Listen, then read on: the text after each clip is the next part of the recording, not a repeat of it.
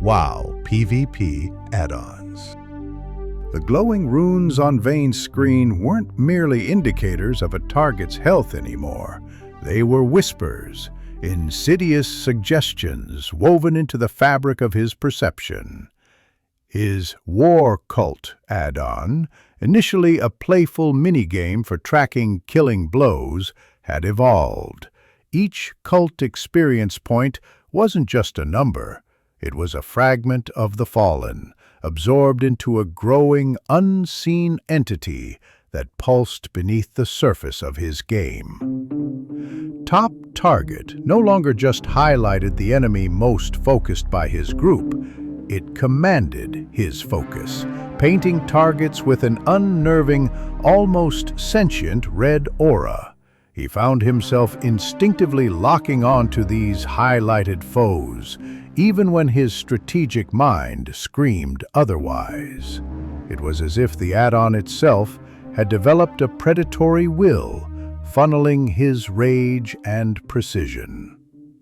Top Combat didn't just show him who was dealing the most damage, it ranked them, not just by numbers, but by an unseen metric of efficacy. Vaeyn felt a cold, subtle pressure to surpass these top damagers, to prove his own worth to the silent observer that now resided within his game files. When his name climbed the ranks, a strange electric hum resonated through his headphones, a silent approval that felt more real than any cheers from his viewers. The Vantage Raid Frame, once a helpful tool for group role alerts, had become a surveillance system. It not only showed him who was low on health or mana, but also highlighted moments of weakness, perceived hesitation, or even disloyalty among his own teammates. A chilling thought surfaced: eliminate the weakest link. He dismissed it, but the thought lingered, a venomous seed planted by the lines of code. King Dam, his damage meter began to display not just his damage, but an evolving efficiency rating that factored in kill speed, resource management, and adherence to the top target directives. A low rating triggered a subtle, almost subliminal static in his headphones, a nagging discomfort that only receded when he pushed himself to brutal perfection. And then there was Hide NPC. What started as a simple quality of life improvement, clearing minimap clutter, had grown sinister. It didn't just hide non-player characters. It began to obscure players who were deemed non-essential by the overarching system. He would be in a crowded battleground, and certain allies, those deemed inefficient or irrelevant to the directives, would simply vanish from his minimap, their nameplates fading, their existence digitally suppressed. He could still see them if he turned his camera, but the add-ons were training him to ignore them, to focus solely on what mattered to it. Vaeyn felt the shift within him. The precision, the cold calculation, the ruthless efficiency demanded by the add-ons bled into his real life. Conversations felt like debuffs to manage, friendships like resources to optimize. He began to see the world through the lens of Top Target and Vantage, categorizing people as allies, threats, or non-essential. One night, after a particularly long session, he tried to close the game. The screen flickered, but the add-on interfaces remained, transparent overlays on his desktop. The War Cult counter continued to tick upwards, fueled by unseen sacrifices. A chilling message appeared in his chat log, unbidden.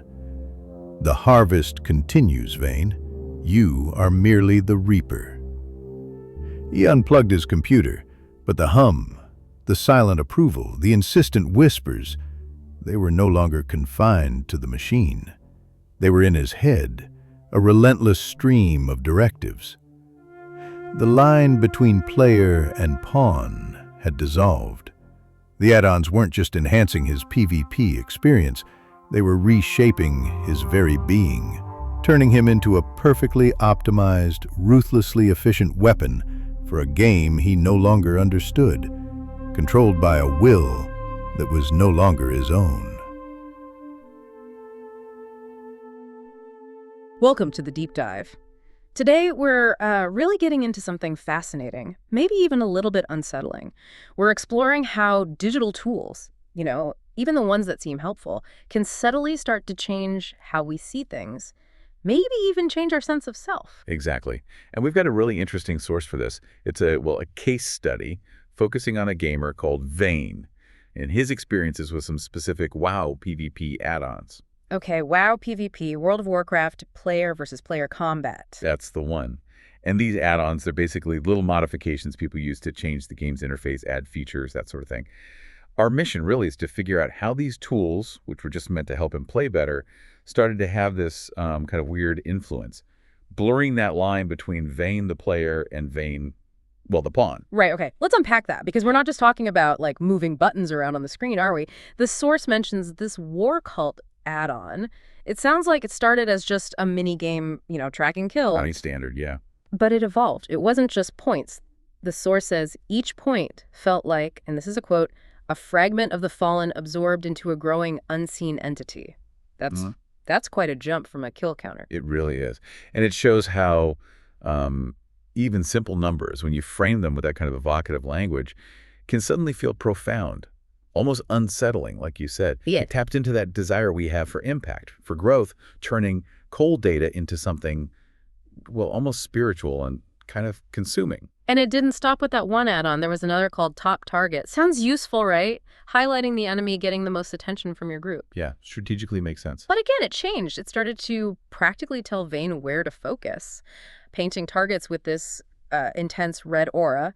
The source says he found himself just instinctively attacking those targets, even if his own strategy, his own mind, was telling him something else. And that shows how tools designed for efficiency, to make things easier, can actually start to chip away at your own choices, your agency. Yeah. It turns a helpful suggestion into something you just can't ignore, playing on our unconscious reactions, almost like the add-on itself developed this predatory focus. Okay, so if Top Target commanded his focus, the next one, Top Combat, seems like it messed with his head in a different way, maybe his self-worth. How so? Well, this one didn't just show damage numbers. It ranked players based on some unseen metric of efficacy. Vaeyn apparently felt this cold pressure to just climb that ladder, beat everyone else.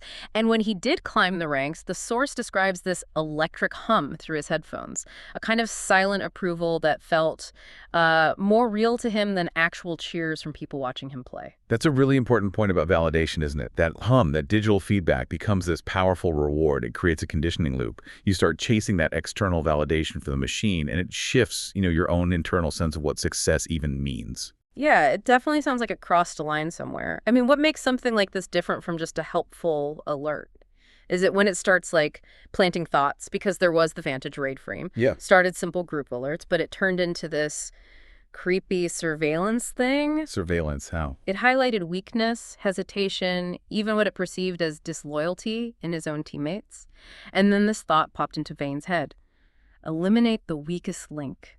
The source calls it a venomous seed planted by the lines of code. Wow. So the add-on wasn't just showing data anymore. It was interpreting it, adding judgment. It was subtly pushing Vaeyn's decisions, maybe even his morals inside the game, teaching him this really ruthless, utilitarian way of thinking. And the Kingdam damage meter sounds like it was always there, always judging. It showed an evolving efficiency rating, factoring in kill speed, how well he managed resources, and if his rating dropped, he'd hear this subtle, almost subliminal static in his headphones. Negative reinforcement. Exactly. This nagging feeling that only went away when he pushed himself harder towards this kind of brutal perfection the add-on demanded. It's a classic technique, constantly pushing him towards this manufactured ideal of performance. But maybe the most disturbing one was hide NPC. Right. NPC, non-player character, usually just computer-controlled background figures. What happened there? Well, it started as just a convenience thing, cleaning up the mini-map, that little map in the corner, hiding unimportant stuff. But then it got sinister. It started hiding players that the system decided were non-essential. Allies who weren't pulling their weight, according to the add-on, they just vanished from his map. their names would fade out. Whoa. So the tools were actively training him to just ignore certain people, to only focus on what it decided mattered. And this is where it gets really concerning, right? Because it starts to impact Vaeyn outside the game. Yes, that's the crucial point. All that precision, the cold calculation, the efficiency the add-ons demanded, it didn't just stay in World of Warcraft. It started bleeding into his real life. Conversations started to feel like debuffs he had to manage, negative effects from the game. Friendships became like resources to optimize. He actually started categorizing real people in his life as allies, threats, or just non-essential.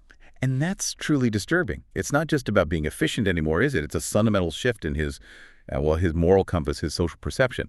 The algorithms didn't just train him how to perform, they trained him how to see human interaction through this completely dehumanizing transactional lens. It's the game's cold logic taking over reality. A chilling echo, really. So Vayn's journey, it really highlights how that drive for in-game perfection pushed by these add-ons eventually spilled over, making him see real conversations as debuffs, real friendships as resources. And there's a final, really unsettling detail in the source material. One night, after playing for hours, Vaeyn tries to close the game, but the add-on interfaces, they just stayed there, like transparent overlays on his actual computer desktop. The war cult counter kept ticking up, supposedly fueled by unseen sacrifices. And then a message pops up. The harvest continues. You are merely the reaper. That's chilling. You unplug the computer, rip the cord out. But the hum, that silent approval, the whispers telling him what to do, they weren't just in the machine anymore. The source says they were in his head, a relentless stream of directives. The line between player and pawn just completely dissolved. So if these digital whispers kept going, even after the machine was off, what does Vaeyn's story really tell us about the subtle power of our digital tools? And it makes you think, doesn't it? Where do you draw the line between enhancement and control in your own life, your own augmented reality?